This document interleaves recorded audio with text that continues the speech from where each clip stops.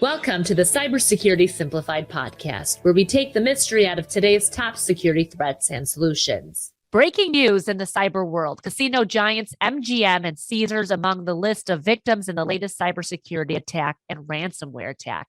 This is episode 44 of Cybersecurity Simplified. I'm your co-host, Susanna Song. And I'm co-host Dave Barton.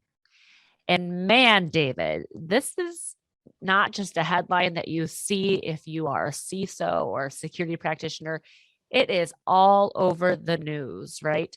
Two huge enterprises, victims, they fell victim to a huge cyber attack where I'm told at least MGM, according to one source, is saying that they are losing up to $8.4 million. I think it's a day. A day. Yeah. Yes, a day. A day. It's fascinating to me to understand the economics of this. If you think about a month, that's $150 million in revenue a month, right? Probably more if you do the math better than I just did. What's the cost of that? What's the, they made an announcement that there's going to be material. And we're back to the quote word material impact to the revenue earnings this quarter. To me, that's huge. And it all started with a phone call. And that's the crazy thing is this whole thing with MGM started with a phone call. Somewhere Friday the 9th or the 8th or Saturday the 9th, somewhere in that window, there was a phone call made to MGM Resorts by somebody social engineering an account, called the help desk.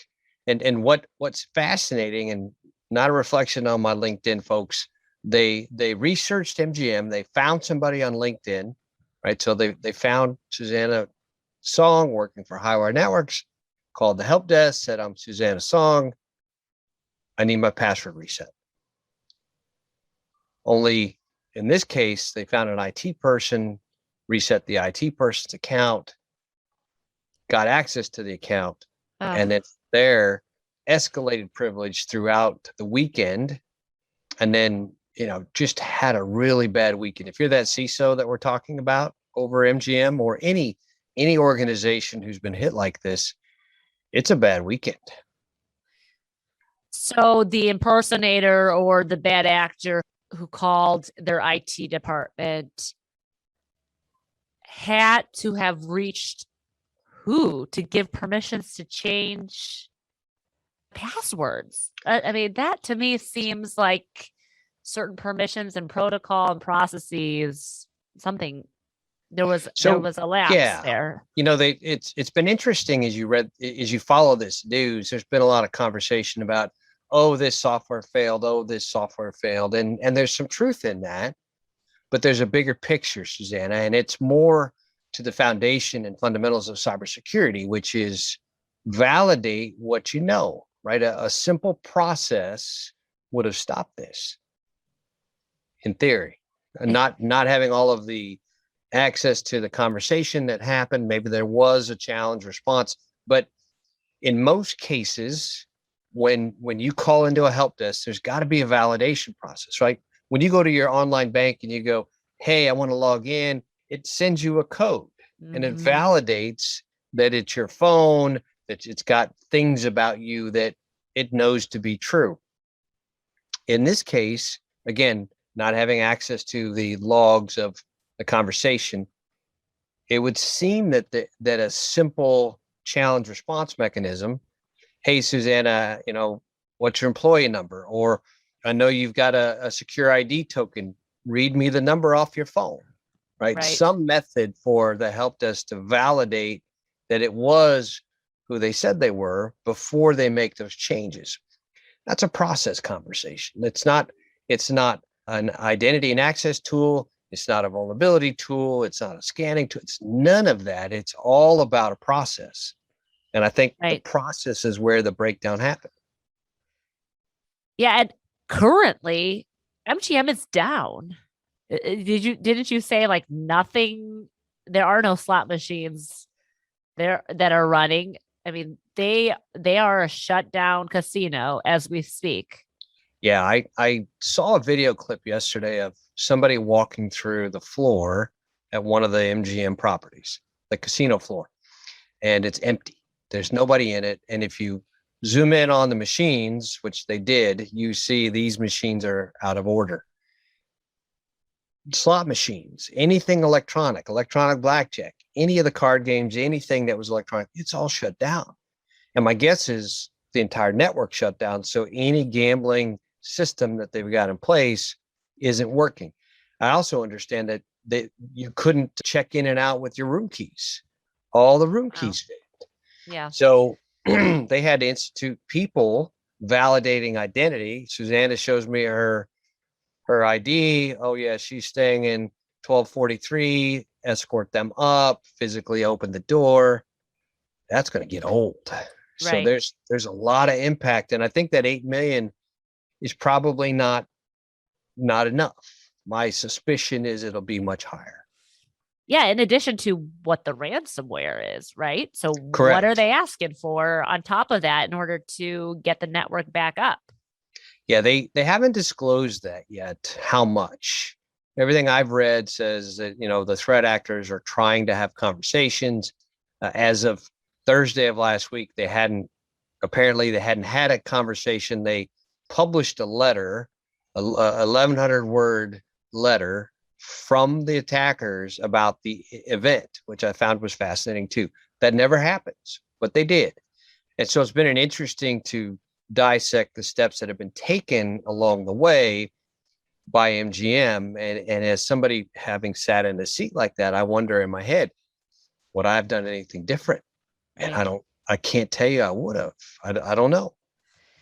Yeah, what I find interesting too, we always say here, the bad guys only have to get it right once, right? I mean, I'm sure these attempts happen thousands of times in a day, right?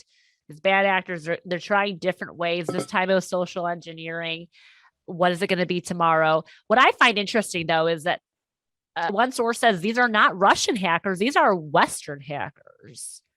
And there's a disproportionate number of minors involved. Yeah, I've seen that too. I haven't got a lot of clarity on that particular topic yet. Okay. In most cases where there's ransomware, it's typically Eastern Europe. And so that's interesting to me. But we're seeing, to your point, there's so much money in this business of ransomware, right? If you rewind, we talked about this a couple of months ago. It's a $20 billion endeavor just by itself, just ransomware, not counting any other cybercrime. It's humongous. And so it doesn't surprise me that other parts of the world outside of Eastern Europe are getting involved in holding people and their data for ransom. Yeah. Holding people's data for ransom, not people. They're not kidnapping people. They're kidnapping data. Right. Now, so we've laid down the incident or laid out. Now, how could this have been prevented? And what steps, as people listen to this, if you're a business owner, I mean, we preach often about this, layers of defense. We don't know really the security posture that it had a robust cybersecurity infrastructure and team and all the tools. So what was missing? What do you think happened? I mean, is it really that simple to impersonate, and through social engineering, you can get in and disrupt a major casino in the US? So, I'd love to say that there's a foolproof prevention method, and I can't tell you there is. I've said this before. I said this on an interview. Somebody asked me, well, I want the network to be bulletproof. And I said, well, that's easy. Turn it off and go home. And fire all your employees. Just get rid of everybody, turn it all off, and call it a day. Yeah. And there's truth in that. Having said that, there's also a strategy. And we'll come back to, you and I have talked about this quite a bit. If you don't have a strategy, you should expect to fail. And you should expect that no single part of your strategy is going to stop everything, which is where we get to defense in depth. In this case, right, based on what we know, MGM started by a phone call. And so If you're listening and you're wondering, how do I make sure this doesn't happen to me? Make sure you've got process in place. If you're a CFO and you get an email from your CEO that says, hey, I need you to wire this money and it's unusual, follow a process, right? Call him, call her. Hey, did you really need me to move this money?